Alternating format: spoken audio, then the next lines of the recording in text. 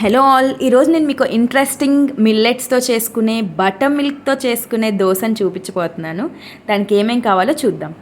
1 cup రాగి పిండి, 2 కప్పుల జొన్న పిండి. నేను నా చాయిస్ ప్రకారంగా ఇలా తీసుకుంటున్నాను. మీరు అటు నుంచి ఇటు అటైనా తీసుకోవచ్చు, లేదా మీ దగ్గర ఇంకేమైనా మిల్లెట్ పిండిలు ఉన్నా, మీకు గోధుమ పిండి ఇష్టమైనా సరే వేసుకోవచ్చు.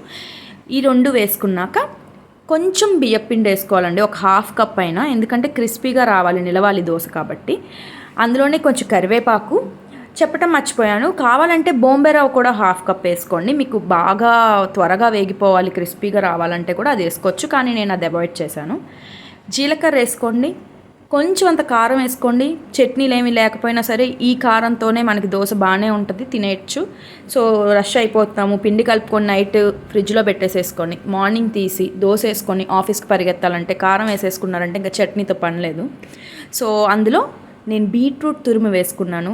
మీరు క్యారెట్ తురుము ఉంటే క్యారెట్ తురుము వేసుకోవచ్చు, కీరా తురుము వేసుకోవచ్చు, సొరకాయ తురుము వేసుకోవచ్చు, ఏదైనా సరే తురిమి వేసుకోగలిగే వెజిటబుల్ ఉంటే వేసుకోవచ్చు. మజ్జిగని ఇలా నీళ్ళల్లాగా చేసి ఉంచుకోండి, చిక్కగా ఉంటే పిండిలో సరిగా కలవదు.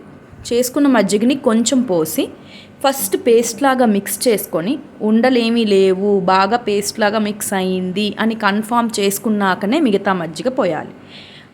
ఇప్పుడు చూడండి, నేను కలుపుకున్నాను కదా, ఉండలేమీ లేవు. సో ఇప్పుడు నేను మిగిలిన మజ్జిగ కూడా పోసుకొని మళ్ళీ కలుపుకొని, అప్పటికి మన చిక్కదనం పల్చటిదనం చూసుకొని అప్పుడు కావాలంటే నీళ్లు పోసుకోవచ్చు. నాకు కొంచెం చిక్కగా ఉంది, ఇది రవ్వ దోశ బ్యాటర్ లాగా ఉండాలి, అంటే చాలా నీళ్ళలాగా ఉండాలన్నమాట. అప్పుడే మనకి అటు పల్చగా క్రిస్పీగా టేస్టీగా వస్తుంది. మనం మిల్లెట్ దోశ తింటున్నామా, అయ్యో ఇందులో బీట్రూట్ వేసామా, అయ్యో బాగోదే అన్నట్టు ఉండదన్నమాట.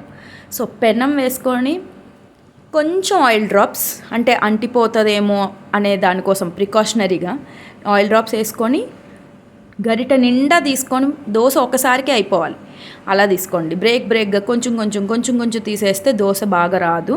అంటే వేసేటప్పుడు బాగానే ఉందనిపిస్తుంది కానీ తీసేటప్పుడు బాగా రాదనమాట. సో మీకు అంత పెద్ద గరిట లేకపోతే గిన్నె గ్లాసో తీసుకొని ఒక ట్రిప్లోనే దోశ మొత్తం అయిపోయేంతలాగా పిండి తీసుకోండి. మీద కూడా కొంచెం ఆయిల్ వేసుకొని హై ఫ్లేమ్లో కాల్చుకుంటే క్రిస్పీగా కొంచెం త్వరగా 2-3 నిమిషాల్లో ఏగిద్ది. లో ఫ్లేమ్లో కాల్చుకుంటే మెత్తగా ఉంటుంది, అంటే అదే 2-3 నిమిషాలు లో ఫ్లేమ్లో కాల్చుకుంటే మెత్తగా ఉంటుంది. సో మీరు పిల్లలకి పెడుతున్నారా, క్రిస్పీగా ఇష్టపడే వాళ్ళకి పెడుతున్నారా, చూపులు బాగుండే వాళ్ళకి పెడుతున్నారా, చూపు బాగుంటేనే కానీ తింటాము అనే వాళ్ళకి పెడుతున్నారా, దాన్ని బట్టి కాల్చుకోండి. సో ఇది కొంచెం డార్క్గా కనిపిస్తుంది, హై ఫ్లేమ్లో కాల్చాం కాబట్టి, బీట్రూట్ కూడా ఉంది కాబట్టి. అదే ఇప్పుడు లో ఫ్లేమ్లో అదే 2-3 నిమిషాలు కాల్చి చూపిస్తాను రెండో దోశని.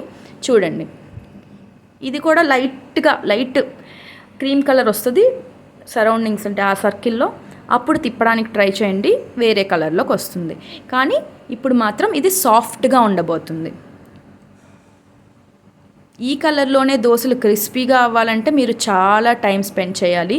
మీకు అంత టైం ఓపిక ఉంటే చేయండి. సో ఇలా 2 రకాలుగా వేసుకొని ఎవరికి నచ్చినట్టు వాళ్ళు తినండి, ఎంజాయ్ చేయండి. బాయ్.